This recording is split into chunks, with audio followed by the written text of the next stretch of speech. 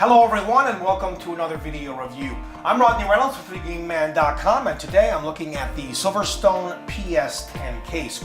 As you can see, the case box, well, it isn't much to look at. However, it's what's on the inside that counts, right? You've got a picture of the product on the front, plus plenty of features and specifications about it all around the box. As well, they've got a couple of holes on either side for carrying it. It's packaged very well between two pieces of styrofoam, and the case itself is in a plastic bag. Now, this product falls into the budget category. However, it doesn't look cheap. As a matter of fact, I love the overall look and styling on this case. I think it's quite elegant. Very, very well done.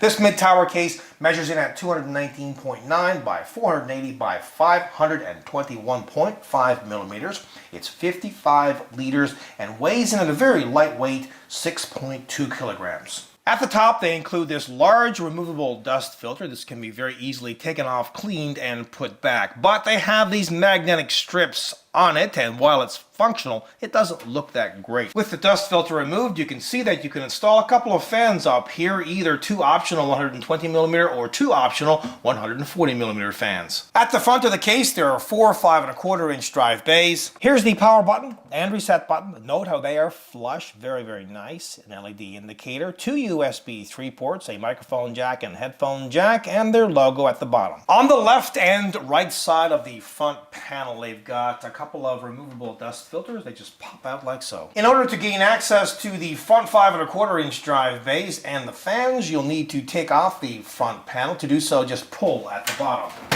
Note that there's no quick connect for the front panel, but rather it's attached via cables that run from the front panel into the case. Of course, you could pull all those out if you wanted to, but still, it would have been nice if you could just completely and quickly remove this front panel entirely. However, again, remember, this is an affordable case. They include one 120mm intake fan, but another optional 120mm fan can be installed. Now, both side panels are plain, except they have this punch out, and that's to give you a bit more space on the inside of the case. At the back of the case, at the very top, are a couple of holes. These are for routing cables and or water cooling tubes through. Now, they do not include a fan, but you can install an optional 120mm. Here's where the motherboard's I/O shield plate gets installed. They include 7 ventilated expansion slots. You can install a standard ATX power supply at the bottom, and they include 4 thumb screws, 2 on each side panel. This case fits standard ATX and micro ATX form factor motherboards.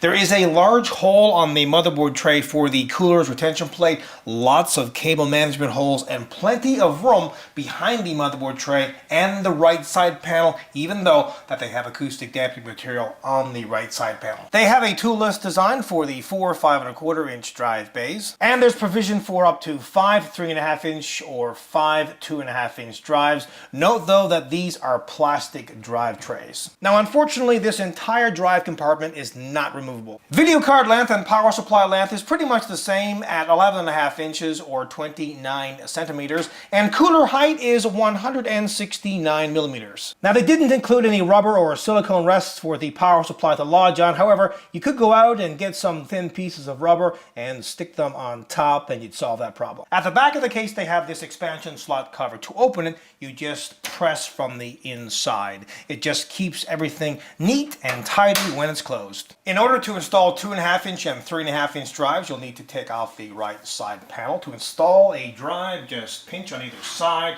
pull it out, use the included screws, then slide it right back into place. Again, these are plastic drive trays. Now have a look behind the motherboard tray. Plenty of holes for organizing the cables back here, plus punch outs to attach them. At the bottom, there are 4 plastic feet, no rubber at all, and that could be a bit of a problem because it could scratch the surface that it goes on, like for example a desk or a hardwood floor. They are rather tall though, and that's good because if you put the case on a soft surface like carpet, well, it will elevate it up so the bottom fan can do its job and intake cool air. Now here's where the power supply gets installed. So the power supply's fan would intake cool air, and thankfully they include a removable dust filter. Take it out, clean it, and then just slide it right back into place. Now let's have a listen to the stock cooling, remembering that they only include one 120mm fan, but you can install many more optional fans, and I would certainly recommend at least installing another 120mm fan at the back of the case. So have a listen.